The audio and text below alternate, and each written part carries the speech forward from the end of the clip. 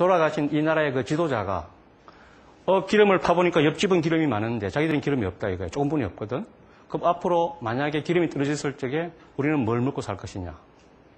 그때부터 생각한 게 빨리 기름 들어가지고 팔아가지고 들어오는 돈 다시 재투자를 해가지고 이 나라에다가 인프라스트럭처를 갖추기 시작합니다. 소위 말하는 이제 항구를 개발하고 도로를 닦고 기관시설을 만든다. 발전소를 만들고 그러면서 외부의 사람들을 끌어들이기 위해서 텍스 프리 무세금 정책을 쓰면서 외국인들이 들어와가지고 가장 살기 좋게끔. 왜냐하면 이 나라가 중동이라는 미들이스트라는 나라 가면은 그 중동 그 지방만 하더라도 여러 수십 개 나라가 공존에 살고 있습니다. 그 지리적인 이점을 활용을 해가지고 어떻게 하면 이 나라를 갖다가 더 발전을 시킬 것인가. 여기에 대해서 이 사람들이 고민하기 시작합니다. 그 결과가 지금 현재 보이는 이런 다운타운에다가 이런 식의 스카이라인을 형성을 하면서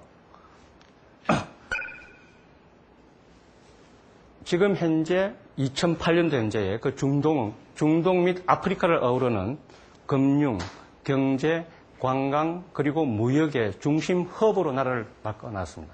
예를 들어 가지고 우리나라 지금 대한민국이 인구가 4,800만 명입니다. 두바이 인구가 지금 약 한 140만 명 되는데요. 140만 명 중에 85%가 외국 사람들입니다. 만약에 우리나라 대한민국에 4,800만 중에 외국인이 85%라는 비율이 되면은 우리 한번 겁이 나가지고 저 사람들 우리 다 뺏어 먹을까봐 다 못 들어오게 하는 겁니다. 이 사람들은 아이러니하게도 자기들이 나라를 굴릴 능력이 없으니까 자기들은 감독만 하고 나머지는 외국 사람 불러가지고 그렇게 나라를 꾸려가고 있습니다. 왜냐하면 지정학적으로 거기 두바이 인근에 인도라는 거대한 나라가 있습니다. 약 인구 한 10억이 가까이 되죠. 그 위에 올라오면 파키스탄도 인구가 2억이 넘습니다. 그게 방글라데시 부착해가지고 아니면 옆에 있는 이집트 인구 한 8천만 되죠. 그 둘러싸이는 나라들이 인구는 무지무지하게 많고 또 상대적으로 있는 사람들은 고학력에다가 일자리가 없는 나라입니다. 그 나라들이 다.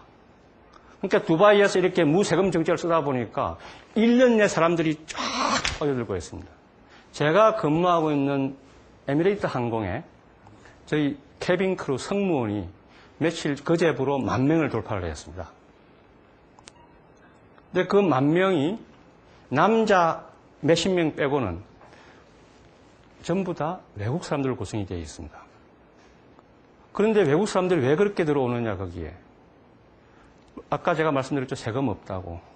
제가 월급 100원 받으면 그대로 자기 돈이 됩니다. 그러다 보니까 이 사람들 우리가 볼 적에는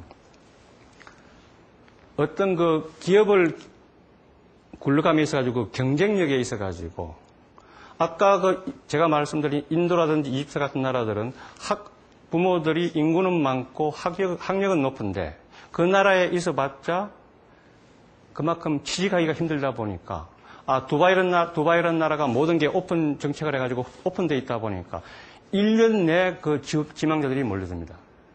작년 같은 경우에 저희들 회사에 인터넷을 통해 가지고 입사 지원 들어온 숫자가 월드와이드로 28만 8천 통이 들어왔어요. 그러면 우리 회사 어떻게 하느냐?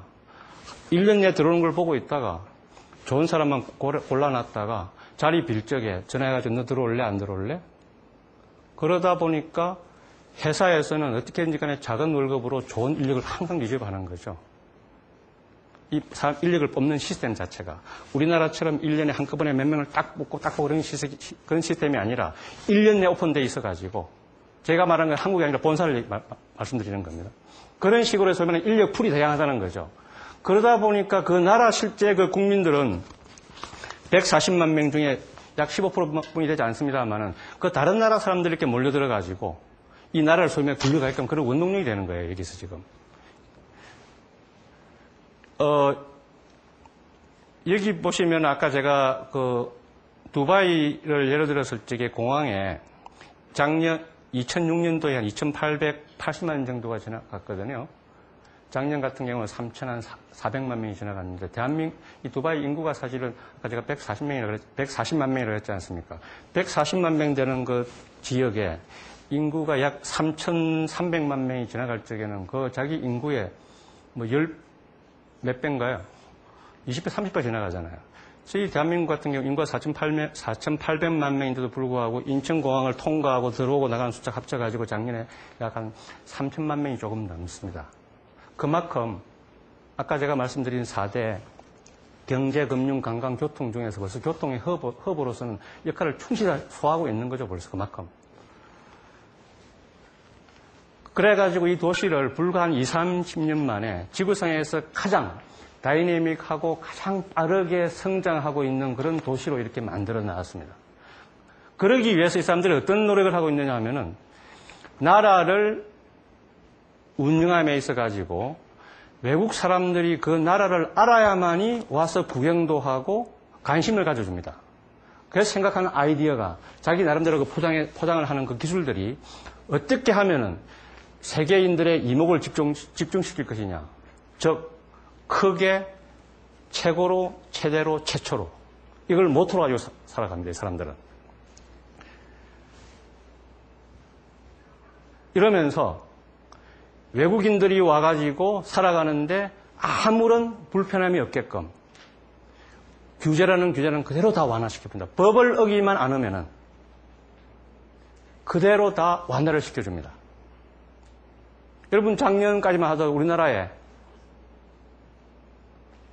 헌법 위에 뭐 있다 그랬죠? 우리나라에는 헌법보다 더 센 법이 있어요. 아니요. 이제는 정서법이 지났습니다. 그거. 우리나라는 헌법 위에 떼법이 있어요. 근데 여기는 외국인들이 들어와가지고 살 때 법을 어기면은 그대로 퇴출을 시켜버립니다. 감옥 보낼 필요도 없습니다. 왜냐하면 여기에 모여드는 사람 자체가 자기의 비즈니스를 위해서 자기가 살아남기 위해서 그 나라로 다 모여드는 사람들이에요. 굳이 법정에 어떤 그 형사적인 죄를 짓지 않은 이상에는 웬만하면 그 나라로 그대로 다 나라에서 쫓아내버립니다. 추방합니다. 그렇게 되면은 소위 말하는 그 나라에 와 있는 많은 노동자들, 이 나라도 물론 우리가